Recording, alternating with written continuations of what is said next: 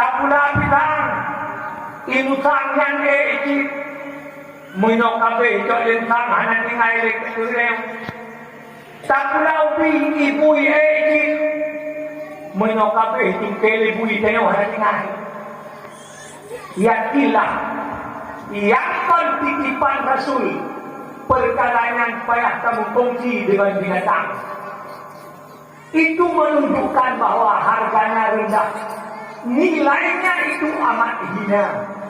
Hanya mahal meyum harta, menyokong yang menerima harta itu punya ilmu agama. Papan meyum itu pakai, menyohana ilmu agama harta hanya yum, papan hanya itu pakai. Ada meyum hartanya, sungguh amat mulialah karun karena dikaya. Ada memuyung pangkatnya, sungguh mulia Fir'aun karena dihajar, tapi tidak ada harganya. Apabila tidak ada ilmu titipan Rasulullah itu amat sangat berharga. Hanya yang lebih hayu daripadanya.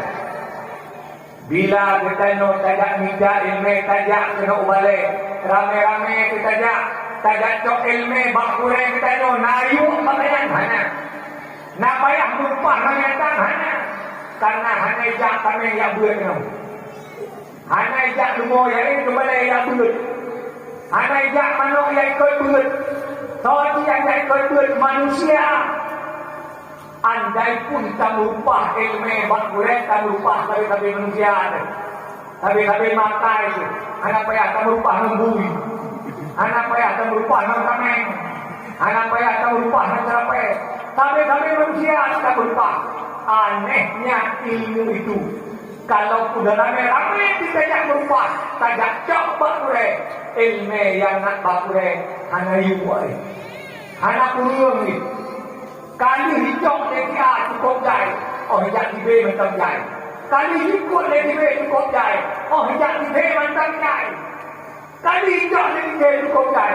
Siri bedo belum kaitot cukup jai. Oh, roh udang lau mantang jaya itu istimewanya. Karenanya oleh Rasulullah diperintahkan saya perintah wajib. Talabul ilmi fardhatun ala kulli muslimin wal muslimat. Jak tuntut ilmu perlain atuh urang Islam agam dan inang.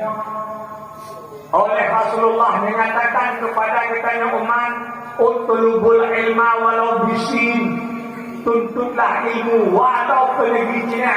Yang bermaksud bila sultan negeri Cina artinya walau ke tempat yang amat jauh, ke sana engkau pergi untuk menjemput peninggalanku, untuk menjemput titipanku. Andainya titipanku itu, ilmu itu ada di dalam dada ulama yang jauh dengan kamu, wajib atas kamu berangkat ke sana untuk menjemputnya, untuk mengambilnya. Bahkan oleh Rasul wajib karena menyantap rumput kemuliaan. Nah yang lebih mulia ada dengan hanya